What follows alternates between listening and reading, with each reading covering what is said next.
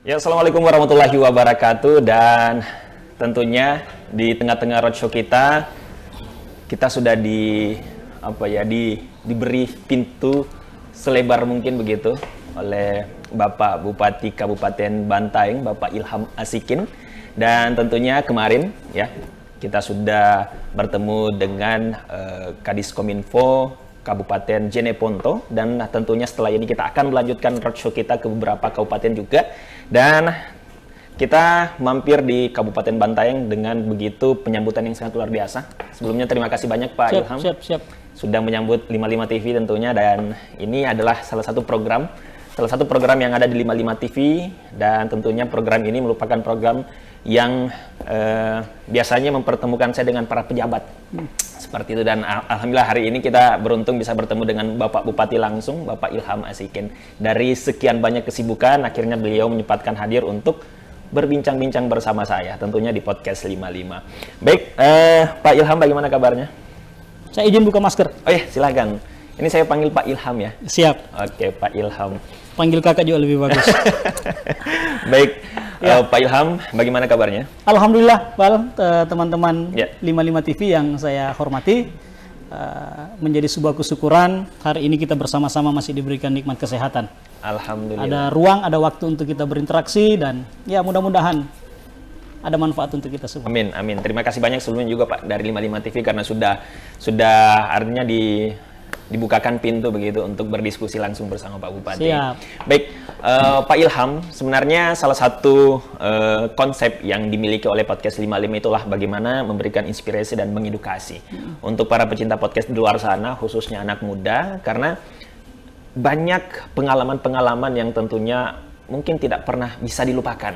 Karena biasanya orang-orang sukses sekarang itu ya masa kecilnya biasanya bisa dikatakan tidak terlalu memihak, bisa katakan seperti itu. Kayak kemarin juga ada beberapa pengalaman waktu kecil, beberapa pejabat itu yang awalnya memang agak susah, tapi dengan kegigihan yang luar biasa, artinya sekarang dia sudah bisa memetik hikmah dan bisa menjadi seorang yang bisa sangat dipandang gitu oleh masyarakat.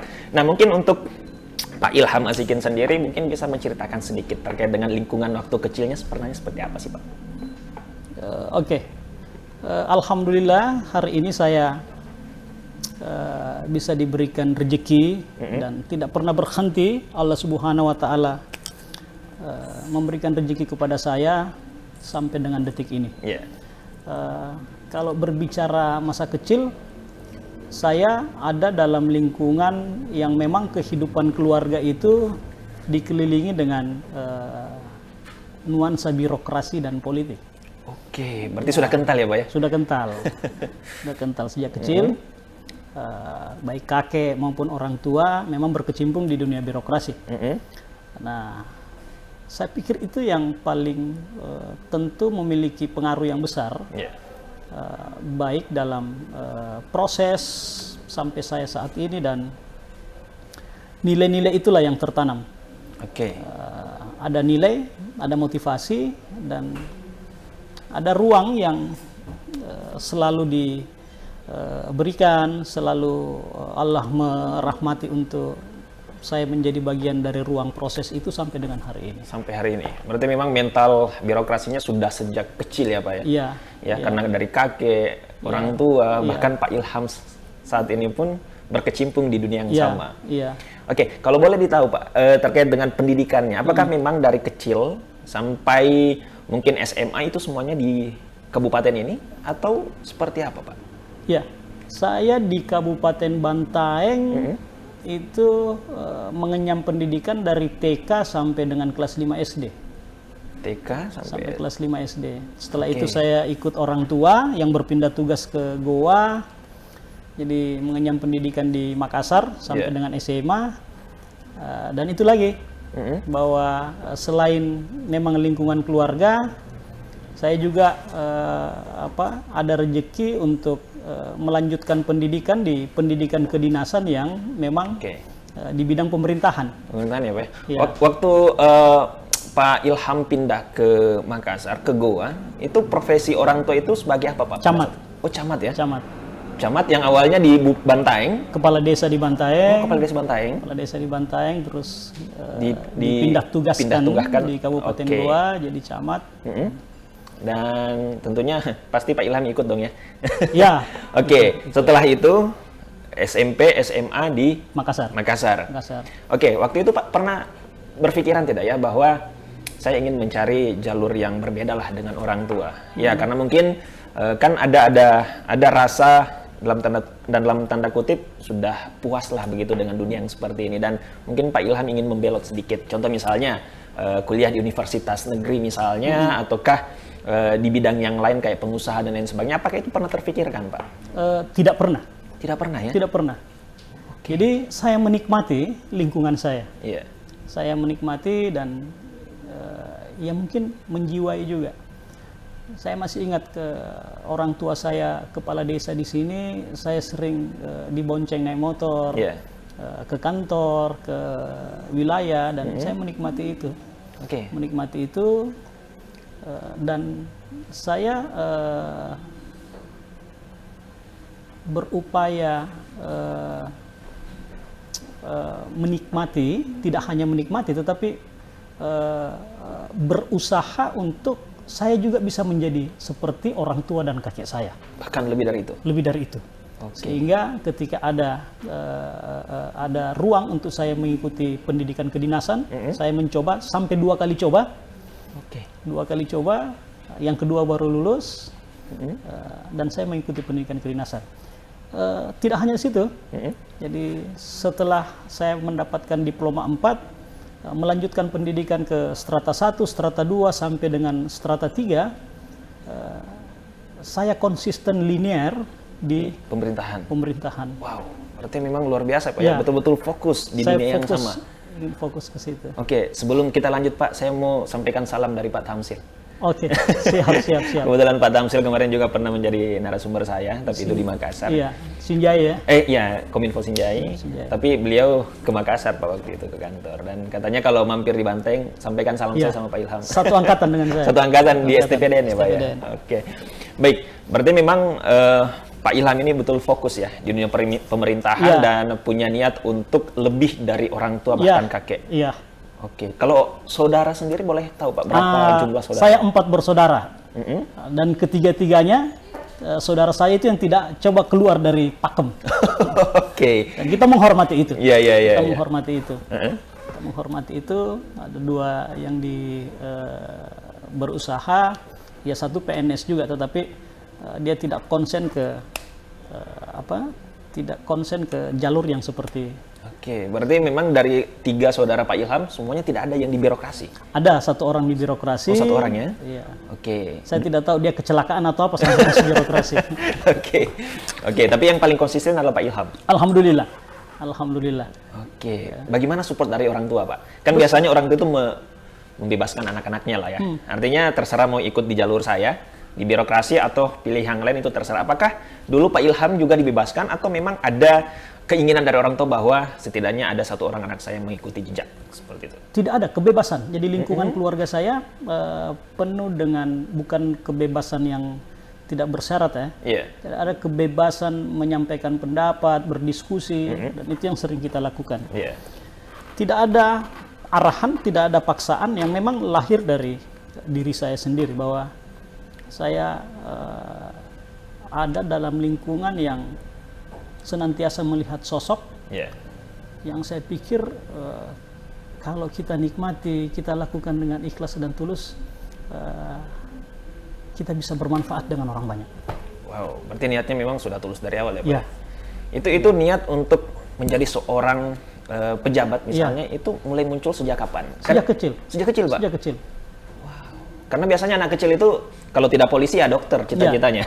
Saya sebelum bisa membaca saya sudah melihat bagaimana orang tua saya yang kepala desa berinteraksi dengan masyarakat, melakukan aktivitas di kantor, dan itu sangat membekas sampai saya sekarang. Oke. Tadi Pak Ilham sedikit menyinggung bahwa sempat gagal waktu daftar STPDN. Itu apakah tidak membuat Pak Ilham drop dan merasa bahwa kayaknya saya bukan di sini deh? Drop sekian detik. Hanya sekian detik, Pak. Wah, ini luar biasa loh ya. Kalau draw pasti draw. Oke. Sekian detik, karena pasti ada kecewaan. Dan saya yakin Ya. selalu ada hikmah di balik itu. Nah, saya pada saat gagal di tahun pertama, saya masuk ke salah satu perguruan tinggi swasta di Makassar. Oh, sempat daftar ya, Pak? Sempat kuliah. Sempat kuliah. 1 tahun berarti. 1 tahun. Tetapi Oke. selain kuliah, saya fokus mempelajari titik kegagalan saya pada saat tes. Oh, berarti ini bisa dikatakan bahwa hanya sampingan lah ya, mengisi waktu hari-hari sembari mempersiapkan diri untuk pendaftaran selanjutnya. Iya, saya tidak menyampingkan, tetapi saya menikmati juga proses perkuliahan. Oke. Tetap fokusnya tetap ada ya. Saya berpikir bahwa tahun depan saya masih punya kesempatan dan saya harus fokus mempelajari di mana titik gagal saya kemarin. Jadi setahun itu saya bimbingan terus. Ikut pelatihan. Ikut bimbingan. Ikut bimbingan. Salah satu tes yang alhamdulillah di tahun kedua saya bisa. Nah, ini salah satu yang masuk di konsep kita nih, Pak. Iya. Inspirasi. Iya. Artinya kegagalan 1 kali itu sebenarnya tidak ada apa-apanya. Iya. Ya. Betul. 2-3 kali sebenarnya juga Betul. belum ada apa-apanya. Tapi kalau misalnya memang sudah niat dari awal, harus diusahakan. Betul. Ya, karena kalau misalnya ada jalan pasti bisa sampai ke Betul. sana. Orang tua saya selalu berpesan bahwa ketika kau ingin mencapai satu tujuan, Ya. yang kau harus nikmati adalah prosesnya. Orientasimu harus diproses, jangan kepada hasil. Iya. Nah, itu yang saya coba lakukan Dan itu sampai saat ini, Pak. sampai saat ini. Oke, ini menarik loh ya. Ya. Ini menarik karena tentunya tidak mudah, Pak, untuk artinya mempunyai mental yang sekuat itu pada Ya. saat itu. Ya. Karena pasti banyak sekali godaan, mungkin dari teman-teman dan lain sebagainya. Betul. Apalagi mungkin Pak Ilham pada saat itu kan sudah masuk di dunia perkuliahan. Yap. Biasanya kalau kita sudah berada di zona yang nyaman, mungkin pada saat itu Pak Ilham sudah merasa nyaman menjadi mahasiswa, ya kadang untuk mendaftar kembali kan itu agak susah. Yap. Sama halnya kalau kita sudah bekerja di tempat tertentu, untuk pindah itu kadang agak susah karena tempat ini sudah ada Betul. ininya, Pak, ya. Betul. Tapi ya luar biasa, dari awal memang sudah punya niat untuk masuk di dunia pemerintahan dan akhirnya bisa sampai saat Iya. ini. Saya menyampaikan bahwa memang kalau dikatakan bahwa saya ada pada zona nyaman, saya berada pada zona nyaman. Pada saat itu? Pada saat SMA, setelah lepas SMA, saya beraktivitas di dunia otomotif pada saat itu. Ya kalau bilang nyaman, sangat nyaman. Sangat nyaman pada saat itu. Ya? Saya salah satu atlet yang dibiayai oleh perusahaan untuk mengikuti kegiatan otomotif dan kalau Pak bilang Asikin seorang, saya dulu pembalap gokar.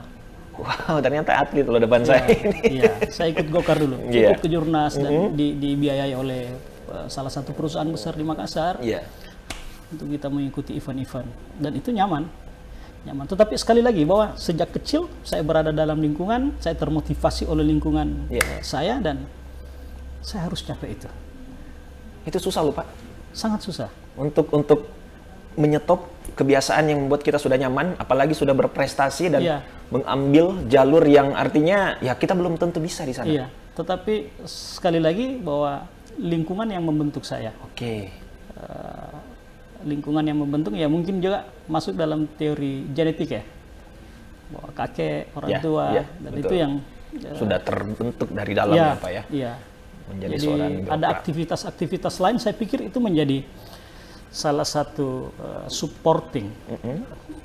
Saya selalu meyakini bahwa tidak ada satu aktivitas yang tidak saling bergantung, saling mempengaruhi pasti. Betul. Pasti. Sampai saat ini, Pak, masih sering main go-kart? Tidak lagi. Oh, tidak lagi, Pak ya. Sudah pensiun ya? Sudah pensiun. Oke, baik.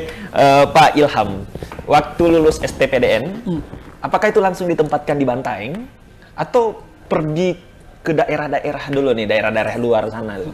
Kan biasanya orang ditempatkan kan tidak sesuai dengan apa yang kita inginkan kadang-kadang. Yep. Waktu itu Pak Ilham langsung di sini? Jadi zaman saya penempatan itu acak, Di Acok ya, Pak ya? di acak, Wow, ini agak susah nih. di acak, dan memang lebih ketat pada saat itu. Nah, penempatan awal setelah saya selesai pendidikan kedinasan, saya ditempatkan di Kabupaten Maros. Maros pertama kali, Pak? Maros pertama kali. Sampai dengan 20 tahun saya di Maros. Sebagai apa, Pak, di sana, Pak, awalnya? Karir saya dari bawah. Sangat bawah ya? Mulai dari staf bagian pemerintahan desa, terus diangkat Oh, desa, jadi Pak? ya Oke. diangkat jadi lurah 2 tahun. Setelah itu menjadi kepala sub bidang. Ini masih di Maros loh ya? Iya, kepala sub bidang, diangkat menjadi kepala bagian, dan sempat merasakan 5 kali menduduki jabatan eselon 2 Di Maros? di Maros. Oke. Sampai terakhir jabatan saya asisten 2 bidang ekonomi pembangunan. 2018 memutuskan untuk berhenti menjadi PNS dan ikut bertarung di Bantaeng. Wow, Alhamdulillah. luar biasa. Dan akhirnya berbuah manis. Alhamdulillah. Alhamdulillah. Itu tidak mudah loh Pak. Iya. Melepaskan Iya. PNS. Jadi saya tidak pensiun, saya berhenti karena saya tidak memenuhi persyaratan kan untuk pensiun. Oke. Persyaratan Masih muda, pensiun, masih muda loh Pak. persyaratan pensiun itu saat ini kalau usia kerja 25 tahun atau usia hidup 50 tahun. Nah, saya belum mencukupi dua-duanya. Belum memenuhi syarat lah. Iya, jadi memutuskan. Bismillah. Apa yang membuat Bapak yakin?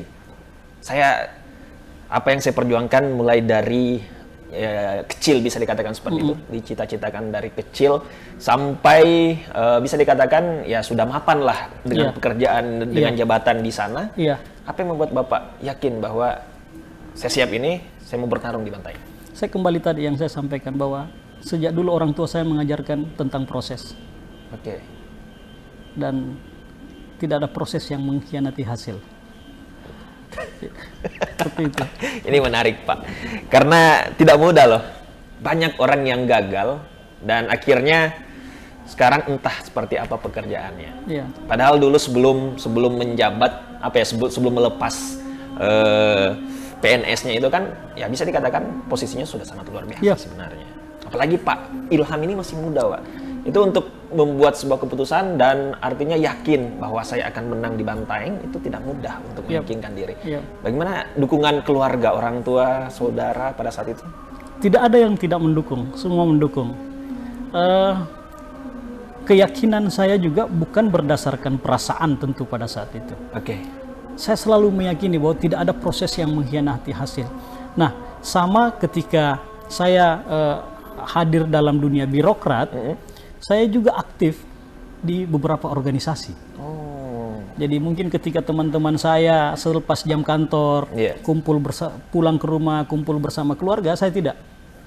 Saya aktif, saya ikut ke KNPI, saya ikut kemana, biasa malam baru saya pulang. Tetapi itulah yang menjadi bagian daripada proses yang mengantar saya hari ini. Ya, betul. Saya pernah menjadi ketua KNPI di Sulawesi Selatan, tapi tidak ujuk-ujuk juga. Saya mulai dari pengurus biasa di Kota Makassar. Betul-betul bukan instan ya Pak? Bukan, saya mengikuti proses dari bawah. Saya lurah di Kabupaten Maros, saya juga menjadi salah satu pengurus biasa di Kota Makassar KNPI. Berjenjang, jadi di organisasi juga saya berjenjang. Betul-betul sudah matang lah ya? Berjenjang, dan semua punya pengaruh yang besar mengantarkan saya hari ini di Bantaeng. Proses-proses itu. Kapan mulai meyakinkan diri sendiri dulu nih, sebelum mungkin menyampaikan ke keluarga bahwa saya ingin maju begitu? Kapan mulai Pak merasa bahwa saya siap maju menjadi calon bupati pada saat itu? Yang pertama kan yang tentu kita lihat cek respon dulu tuh. Kita cek respon masyarakat seperti apa. Yang kedua mengukur jaringan. Ya, jaringan-jaringan seperti tadi, selain jaringan birokrat ada jaringan teman-teman organisasi. Betul. Hampir semua pimpinan partai politik yang ada di Sulawesi Selatan pada saat saya ingin maju menjadi bupati di Bantaeng adalah teman-teman saya ber-KNPI. Dan inilah fungsinya berorganisasi. Fungsinya berorganisasi. Betul. Jadi pertama tentu kita lihat respon masyarakat, yang kedua ya mengukur kesiapan kita. Dan kesiapan tentu pertemanan, jaringan organisasi jauh lebih penting dibandingkan ya mungkin hal-hal yang bersifat pragmatis. Nah, ini harus dipegang teguh nih untuk anak muda. Itu yang harus. Karena itu yang paling penting sebenarnya. Bagaimana caranya membangun sebuah organisasi yang betul-betul membuat kita bisa membantu nantinya. Ya, karena kalau misalnya kita sudah selesai di organisasi tertentu, belum tentu bahwa sudah selesai semuanya. Kadang kita melakukan hal yang lain, ternyata teman-teman kita di organisasi dulu lah yang membantu kita pada saat itu. Saya meyakini bahwa sekali lagi, apapun yang kita lakukan hari ini, itu yang akan kita tuai di masa yang akan datang. Ya, betul. Tidak akan sia-sia. Tidak akan sia-sia. Sama sekali. Tidak akan sia-sia. Oke, dulu Pak, kan ini pasti pernah difikirkan. Contoh misalnya Pak Asikin tidak terpilih nih. Apakah sudah difikirkan bahwa nantinya saya akan melakukan kegiatan ini dan lain sebagainya? Karena kan sudah tidak PNS lagi pada saat itu. Iya, pasti. Apakah sudah ada rencana ingin melakukan apa, buka usaha atau apa seperti itu? Sebenarnya itu tidak terlalu terpikirkan oleh saya karena berarti keyakinan ada keyakinan yang lebih besar. Ada keyakinan yang lebih besar. Ya. Ada keyakinan yang lebih besar dan tentu kita juga menggunakan parameter-parameter yang kuantitatif ya pada saat itu. Yeah. Kita ada pada era yang segala sesuatu kita bisa ukur. Berarti dengan pendekatan-pendekatan akademik. Jadi ini menarik Pak. Keyakinan yang betul-betul bisa membuat kita hebat itu adalah keyakinan yang seperti ini. Yep. Ya karena kebanyakan orang-orang di luar sana, anak-anak muda itu sudah membuat plan A, plan B, plan C dan seterusnya karena ya mungkin ada sedikit tidak keyakinan bahwa nantinya akan terpilih. Tapi ini Pak Ilham memberikan sebuah gambaran yang luar biasa bahwa saya pasti terpilih dengan apa ya artinya jaringan-jaringan yang luar biasa tadi itu dan lain sebagainya. Ya dan akhirnya berbuah manis hingga saat ini dan menjabat sebagai bupati. Iya, sekali lagi kita bersyukur kita hari ini ada pada era yang kita banyak dibantu oleh hal-hal yang bersifat teknologi, pendekatan akademik yang kita bisa jadikan parameter atau tolak ukur untuk kita menentukan mau dan seperti apa kita ke depan. Dan harus kita manfaatkan itu. Ini menarik. Satu hal pertanyaan saya, Pak. Bantaeng di luar sana sudah dikenal kemajuan yang sangat luar biasa. Bagaimana mempertahankan itu atau bahkan meningkatkan itu? Ya, sekali lagi saya bersyukur saya ada dalam lingkungan birokrasi, baik formal maupun informal, sehingga keilmuan yang saya dapatkan dan saya sampai kepada frame akademik dan praktis bahwa pemerintahan yang paling baik adalah pemerintahan yang berkelanjutan. Ya, betul. Itu yang paling baik. Betul. Saya meyakini itu dan saya sekolah terkait itu tentang konsistensi pembangunan dan itu yang menjadi tanggung jawab saya hari ini. Sejak awal saya sampaikan kepada teman-teman birokrat di Kabupaten Bantaeng bahwa kita tidak boleh seperti daerah lain yang selalu bergerak secara parsial. Beda pemimpin, beda program. Tidak boleh, karena itu akan merugikan masyarakat. Apa yang sudah baik hari ini adalah kewajiban mutlak kita untuk mempertahankan, memanfaatkan, menghadirkan kebermanfaatan atas segala sesuatu yang sudah baik hari ini. Itu yang menjadi tugas tanggung jawab kita. Dan memang berat tantangannya.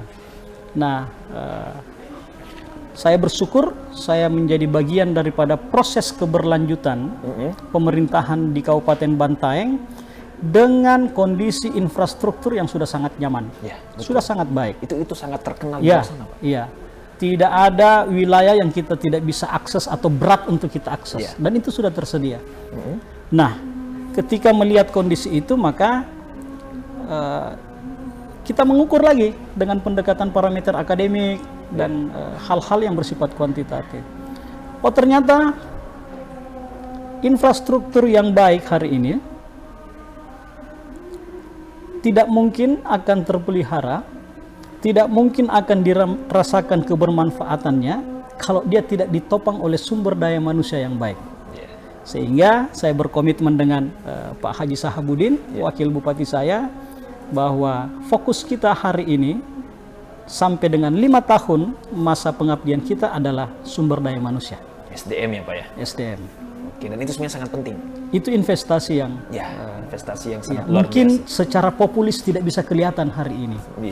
Tetapi kami meyakini bahwa 20-30 tahun ke depan pasti akan berdampak. Yang bisa menjaga Kabupaten Bantaeng tetap eksis, Kabupaten Bantaeng tetap memberikan manfaat untuk masyarakat yang hidup di Bantaeng, hanya sumber daya manusia yang baik.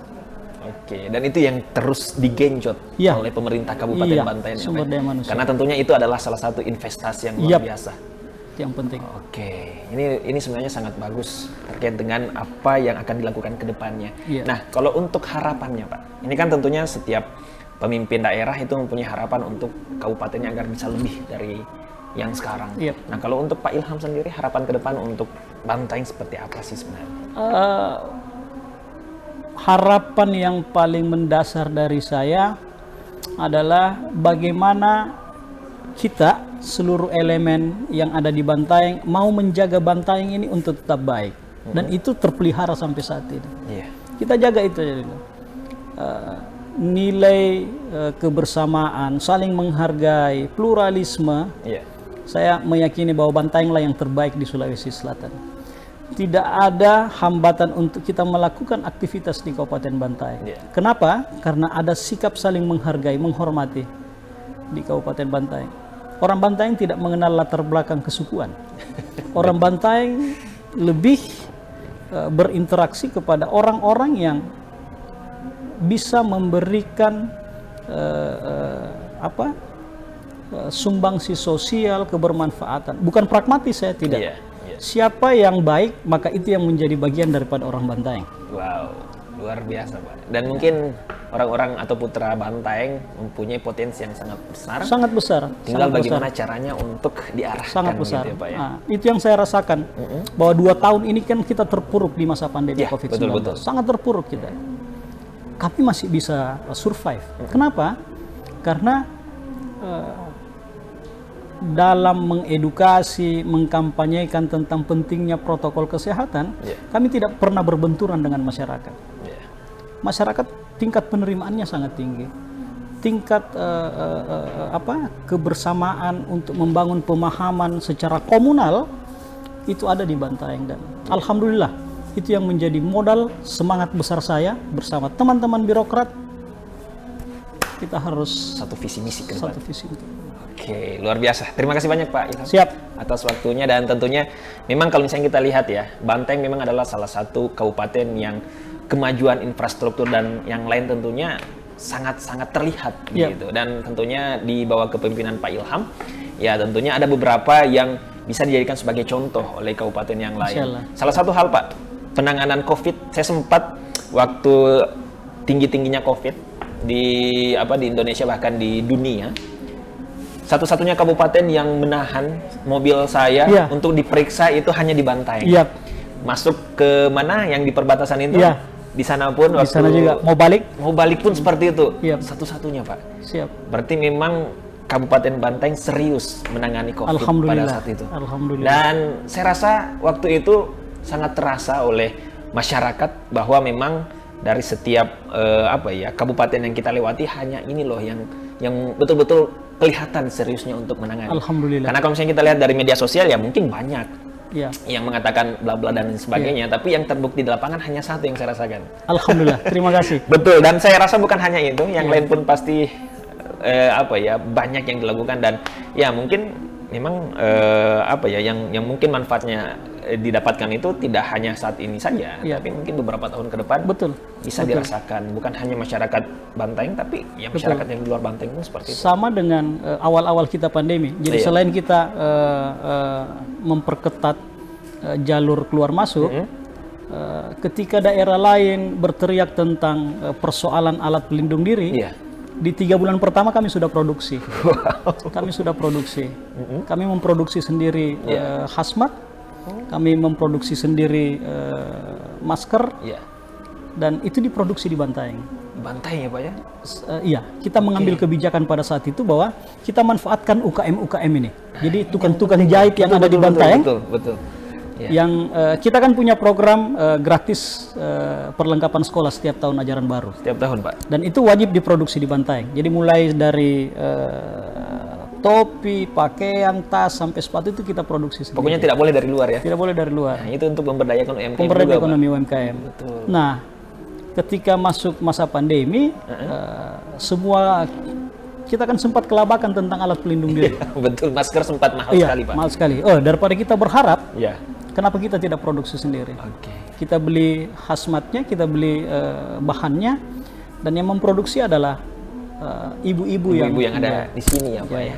Oke, artinya ya karena kan memang pasti mereka juga berdampak. Makanya untuk meningkatkan kembali semangat dan ekonominya ya setidaknya kita jaga itu. Kita jaga, pemerintah kabupaten harus jaga itu. Dan alhamdulillah di masa pandemi pertumbuhan ekonomi kami tetap positif. Wow, luar biasa. Ada yang bergerak di masyarakat. Iya, apalagi sekarang sudah mungkin pandemi sudah mulai melandai ya Pak ya. Iya. Artinya mungkin ya semakin meningkat.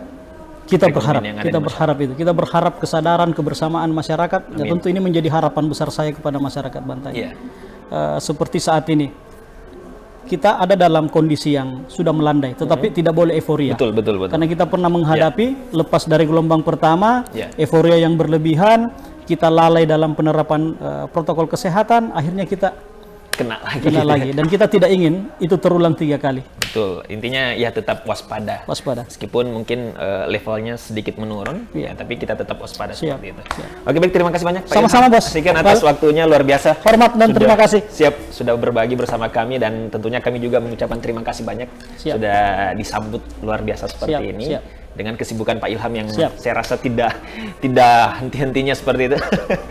Baik, terima kasih banyak, dan tentunya untuk para pemirsa Podcast 55, itulah tadi ya perbincangan singkat saya bersama dengan Bapak Ilham Asikin selaku Bupati Bantaeng. Mulai dari beliau kecil sampai saat ini beliau sudah ceritakan, dan tentunya itu bisa menjadi motivasi untuk kalian semua agar tidak mudah menyerah. Ya, Pak Ilham ini tidak langsung masuk ke STPDN, sempat gagal, tapi beliau tetap berusaha untuk mengejar cita-cita dan mimpinya sejak kecil, dan akhirnya sudah berbuah hasil menjadi seorang bupati. Oke, baik, terima kasih banyak. Saya Jabal Rahmat pamit undur diri. Terima kasih. Assalamualaikum warahmatullahi wabarakatuh.